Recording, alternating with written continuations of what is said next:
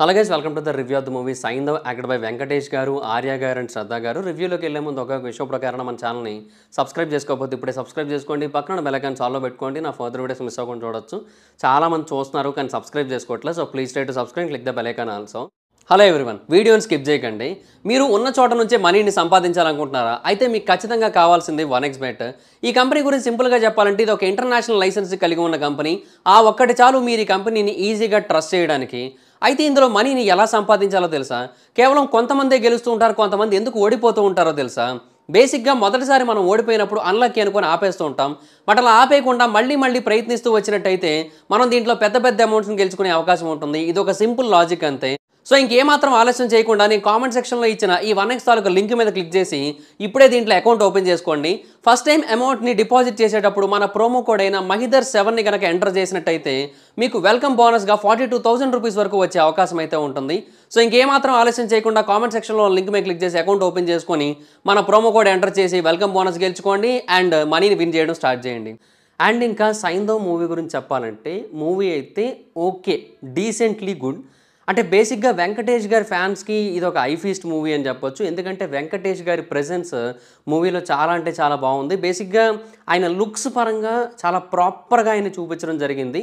So Venkatesh గారి ఫ్యాన్స్కి అయితే చాలా బాగా నచ్చుతుంది. అండ్ సినిమాలో ఒక మెయిన్ హైలైట్ పోర్షన్ గురించి చెప్పమంటే క్లైమాక్స్ అని చెప్పొచ్చు. ఎందుకంటే క్లైమాక్స్లో ఒక 5 to 10 minutes మంచి ఎమోషనల్ సీక్వెన్స్ ఉంటుంది. అది చాలా అంటే చాలా బాగా అనిపిస్తుంది. అంటే ఆ టైంలో వెంకటేష్ గారిలో ఉన్న ఎమోషన్స్, మల్టిపుల్ ఎమోషన్స్ చాలా అంటే చాలా బాగా అనిపిస్తాయి. అండ్ ఆ సీక్వెన్స్, ఆ అట్మాస్ఫియర్, ఆ బ్యాక్గ్రౌండ్ మ్యూజిక్, ఒక song kind of background music, so మొత్తం అంతా కూడా చాలా బాగా అనిపిస్తుంది. చాలా ఎమోషనల్గా అనిపిస్తుంది ఆ పర్టికులర్ సీక్వెన్స్. అండ్ సినిమాలో కొన్ని యాక్షన్ బ్లాక్స్ కూడా బాగుంటాయి. ఒకటి చాలా ఇన్నోవేటివ్గా ప్లాన్ చేయడం జరిగింది. ఒక యాక్షన్ బ్లాక్ ఉంటుంది పర్టికులర్గా, అంటే హీరో ఒక దగ్గర ఉండి ఇక్కడ ఇంకొకటి జరుగుతూ ఉంటుంది అనమాట. సో ఆ టైంలో ఒక యాక్షన్ సీక్వెన్స్ని చాలా బాగా ప్లాన్ చేశారనిపించింది. సో అదైతే బాగా ఇంట్రెస్టింగ్ అనిపించింది.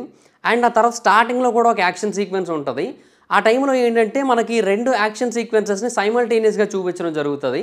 సో ఆ థాట్ కానీ, ఆ స్క్రీన్ ప్లే కానీ, ఆ విజన్ కానీ అది కూడా బాగా అనిపిస్తుంది. సో యాక్షన్ సీన్స్ కొంతవరకు బాగా అనిపిస్తాయి అండ్ క్లైమాక్స్ కూడా బాగా అనిపిస్తుంది. సో మూవీకి మంచి అడ్వాంటేజ్ అని చెప్పొచ్చు. కానీ మెయిన్ ప్రాబ్లం ఎక్కడ ఉంటుందంటే స్టోరీ అండ్ మూవీ నడిచే విధానం. అంటే బేసిక్గా స్టోరీ మరీ అంత డిఫరెంట్ స్టోరీ కాదు, అలాగే మరీ కాంప్లెక్స్ స్టోరీ కూడా కాదు. చాలా సింపుల్ లైన్, పెద్ద కాంప్లికేటెడ్ స్టోరీ కూడా కాదు. అండ్ ఆల్రెడీ ఇంతకుముందు ఈ కైండ్ ఆఫ్ మూవీస్, ఈ కైండ్ ఆఫ్ ప్లాట్, ఈ కైండ్ ఆఫ్ స్టోరీ చూసిన ఫీలింగే వస్తూ ఉంటుంది మనకి. సినిమా నడుస్తున్నంతసేపు కూడా మనకి చాలా నార్మల్గా అనిపిస్తుంది. మనకి ఎక్కడ కూడా వావ్ ఫ్యాక్టర్ అనిపించదు స్క్రీన్ ప్లే పరంగా. జస్ట్ కొన్ని సీన్స్ పరంగా మాత్రమే బాగా అనిపిస్తుంది తప్ప స్టోరీ పరంగా, స్క్రీన్ ప్లే పరంగా మనకి ఎక్కడ కూడా వావ్ అని అయితే అనిపించదు. కొత్తగా చూస్తున్న ఫీలింగ్ అయితే రాదు. బట్ యాక్షన్ బ్లాక్లో ఒకటి సెకండ్ హాఫ్లో వస్తుంది. దాన్ని చాలా ఇంట్రెస్టింగ్గా ప్లాన్ చేసుకోవడం జరిగింది. సో అదైతే మాత్రం టెక్నికల్గా చాలా బాగా ఆలోచించి చేశారనిపిస్తుంది. బట్ చెప్తున్నాను కదా, స్టోరీ అయితే మాత్రం చాలా రెగ్యులర్గా వెళ్తూ ఉంటుంది. చాలాసార్లు చూసామనే కైండ్ ఆఫ్ ఫీలింగ్ వస్తూ ఉంటుంది.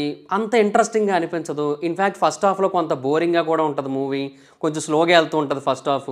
సో దానివల్ల ఏంటంటే చాలా డల్గా మూవీ ముందుకెళ్తోంది అనే కైండ్ ఆఫ్ ఫీలింగ్ వస్తుంది. అంటే మధ్యలో ఎక్కడ కూడా ఎగ్జైటింగ్ ఫ్యాక్టర్స్ అనేవి ఉండకపోవడం వల్ల. సో అది పాయింట్. అండ్ స్టోరీ ఏమో రెగ్యులర్గా చూసిన ఫీల్ రావడం, స్క్రీన్ ప్లే కూడా కొంచెం క్యాజువల్గా నార్మల్గా ఉన్నట్టే ఉంటుంది తప్ప ఏదో సెపరేట్గా ఎగ్జైట్మెంట్ క్రియేట్ చేయడానికి మధ్యలో ఏదో పెట్టిన ఫీలింగ్ అయితే ఏమీ రాదు. సో అది పాయింట్. కొన్ని సీన్స్ కొంతవరకు లైట్గా ఇంట్రెస్టింగ్గా ఉంటాయి. దానికి రీజన్ విలన్ క్యారెక్టరైజేషన్. బేసిక్గా సినిమాలో హీరోకి సైకో అనే పేరు పెట్టడం జరిగింది కానీ నిజానికి విలన్ది psycho characterisation.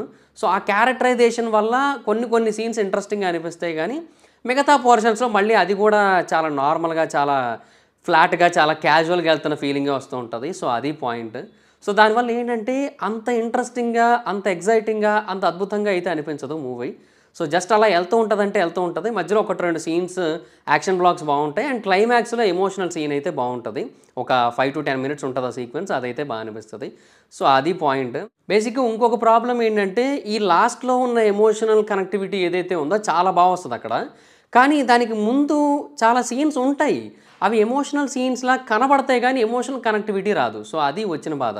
Throughout the movie ఆ కనెక్టివిటీ ఎక్కడా రాలేదు, బట్ క్లైమాక్స్లో వచ్చింది. ఈ ముందు జరిగిందంతా కూడా దానికి బ్యాక్ స్టోరీ లాగే అనిపిస్తుంటుంది తప్ప ఎక్కడా కూడా ప్రాపర్ ఎమోషనల్ కనెక్టివిటీ రాలేదు. అండ్ ఇంకొకటి ఏంటంటే హీరో క్యారెక్టరైజేషన్‌ని కూడా ప్రాపర్‌గా ఎస్టాబ్లిష్ చేసిన ఫీలింగ్ అయితే రాలేదు. సో, అలా కొన్ని ఉన్నాయి. సో, దానివల్ల ఏంటంటే ఆ స్టోరీ వెర్షన్‌లో అండ్ ఆ తర్వాత స్క్రీన్ ప్లే వెర్షన్‌లో, నెరేటివ్ వెర్షన్‌లో అండ్ క్యారెక్టరైజేషన్స్ వెర్షన్‌లో అంత ఇంపాక్ట్ ఉండదు. ఎక్కడ కూడా కొత్తగా అనిపించదు. సో, అది మెయిన్ ప్రాబ్లమ్. సో, దానివల్ల ఏంటంటే చాలా క్యాజువల్‌గా ఎళ్తున్న ఫీలింగ్ అయితే ఉంటది.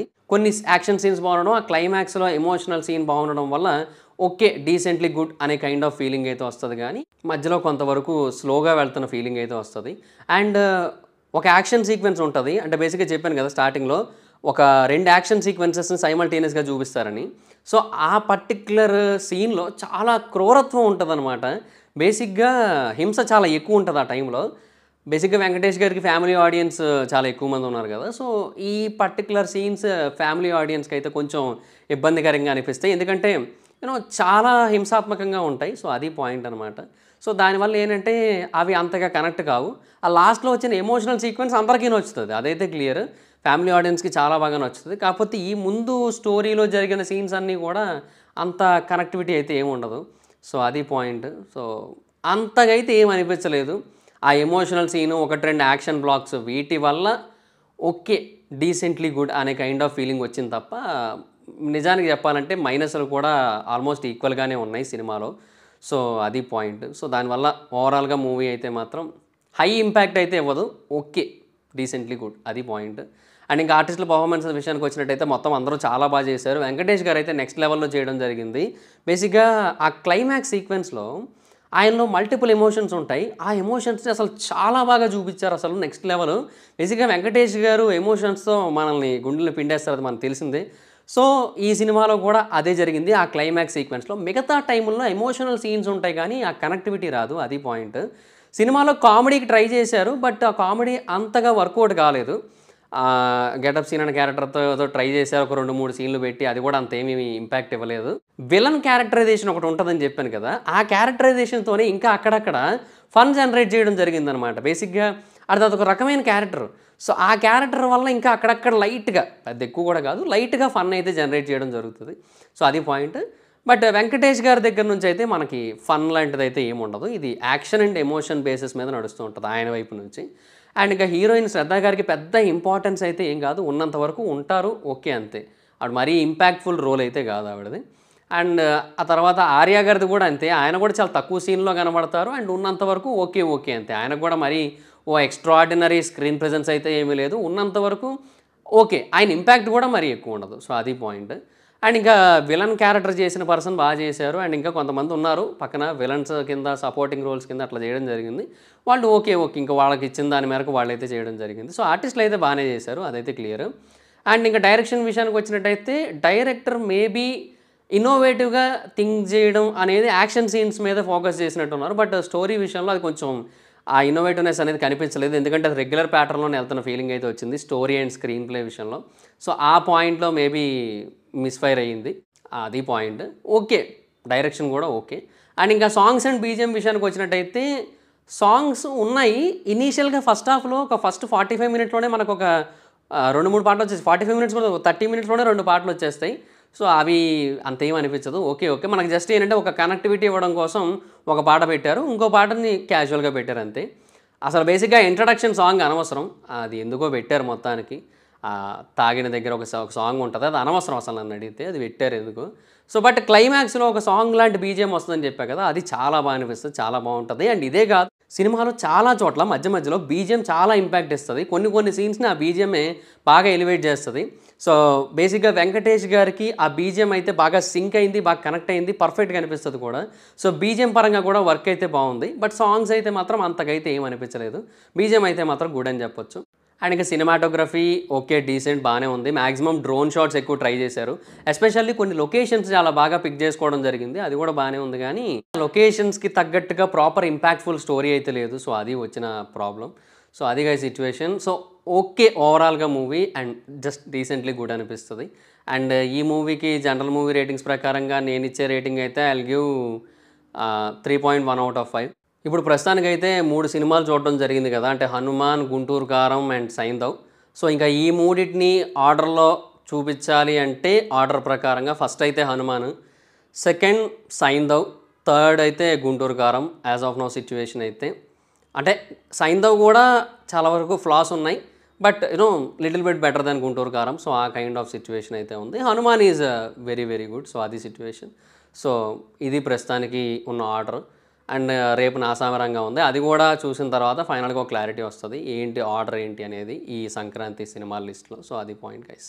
So that's in guys, this is the review. Video కానీ మీకు నచ్చినట్టయితే లైక్ చేయండి, వీడియో షేర్ చేయండి. ఇప్పుడు కారణం మన ఛానల్ని సబ్స్క్రైబ్ చేసుకోకపోతే ఇప్పుడే సబ్స్క్రైబ్ చేసుకోండి.